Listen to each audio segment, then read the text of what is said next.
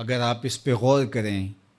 تو آداب معاشرت کا خلاصہ ہے یہ حدیث۔ آقا کریم نے ارشاد فرمایا اتنی دیر تک کوئی شخص کامل مومن نہیں ہو سکتا جب تک وہ اپنے مومن بھائی کے لیے وہ پسند نہ کرے جو اپنے لیے پسند کرتا ہے۔ ایک اچھا معاشرہ تشکیل دینے کے لیے آپ کو کوئی رہنما اصول چاہیے گا تو اس سے بہتر آپ کو کوئی اصول نہیں ملے گا۔ اپنے لیے بہرحال بندہ بہتر ہی چاہتا ہے، تو جب وہ اس مزاج میں ڈھل جائے کہ میں اپنے مومن بھائی کے لیے، اپنے معاشرے کے دوسرے افراد کے لیے بھی وہی چاہوں گا، تو پھر مجھے بتاؤ کہ معاشرے کے اندر پھیلتی ہوئی روحانی بیماریاں،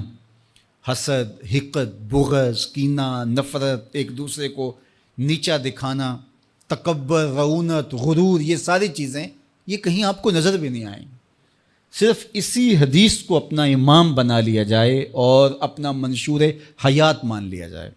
محمد بن حنفیہ رضی اللہ تعالیٰ عنہ حضرت علی المرتضیٰ رضی اللہ تعالیٰ عنہ کے فرزند ہیں، لیکن حضرت سیدہ فاطمہ الزہرا سلام اللہ علیہا سے نہیں ہیں، اور حضرت امام حسن رضی اللہ تعالیٰ عنہ حضور علیہ الصلوۃ والسلام کے نواسے، تو بھائی آپس میں، تو دونوں میں کسی معاملے میں شکر رنجی ہو جاتی ہے۔ شکر رنجی جس رنج میں مٹھاس ہو، شکر ہو، میٹھی ناراضگی، کوئی بغض حسد پہ مشتمل ناراضگی نہیں۔ تو حضرت محمد بن حنفیہ ایک دن بیٹھے تو سوچا کہ وہ میرے عمر میں بھی بڑے بھائی ہیں، اور پھر دوسری بات یہ ہے کہ وہ رسول خدا کی بیٹی کے بیٹے ہیں، ان کا یہ اعزاز ہے، بہرحال مجھے تو یہ اعزاز نہیں ہے، پھر جوانان جنت کے سردار بھی ہیں، تو میں ان سے ناراض ہوں، وہ میرے سے ناراض ہیں، تو بات بھی کوئی اتنی خاص نہیں، تو اب دن بھی 3 گزر رہے ہیں، چلو میں ان کو راضی کر لیتا ہوں۔ تو گھر سے نکلے ان کو راضی کرنے کے لیے، تو واپس آ گئے راستے سے، کاغذ لیا اور اس کے اوپر اپنے بھائی کے نام مکتوب لکھا کہ میں آپ کو راضی کرنے کے لیے گھر سے نکلا تھا، لیکن راستے میں مجھے حضور علیہ السلام کا فرمان یاد آیا کہ جب 2 مومن بھائی آپس میں کسی معاملے میں الجھ جائیں، ناراض ہو جائیں، تو جو صلح میں پہل کرے گا وہ جنت میں بھی پہلے جائے گا۔ تو میں تو یہ گوارا نہیں کرتا کہ آپ سے پہلے جاؤں،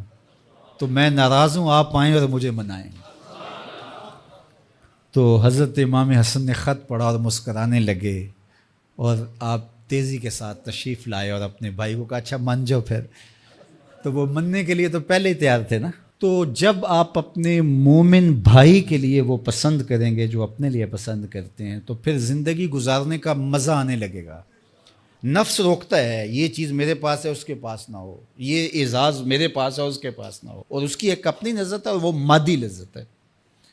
اور ایک ہے باطن کی روح کی لذت۔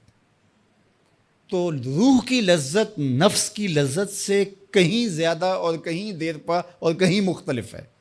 اس لیے جب آپ قربانی دیتے ہیں، ایثار کرتے ہیں یا کسی کو ترجیح دیتے ہیں، تو اس کی جو روحانی لذت ہے، آپ کو بھوک لگی ہوئی ہے، تو آپ کو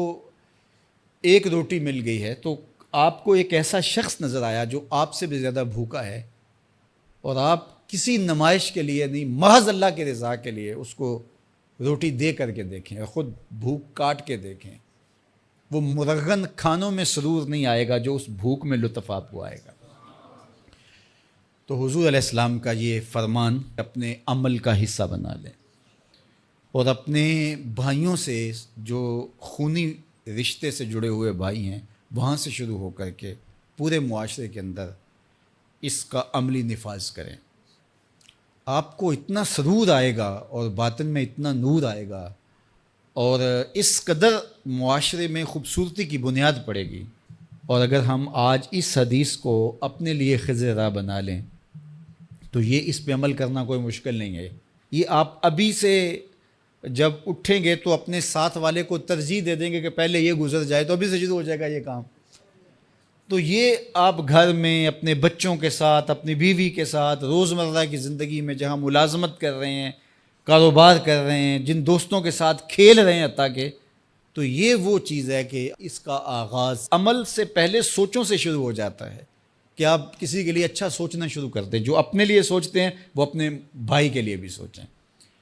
ہمارے بزرگ فرمایا کرتے تھے کہ کسی کے ساتھ دوستی کا ایک حق یہ بھی ہے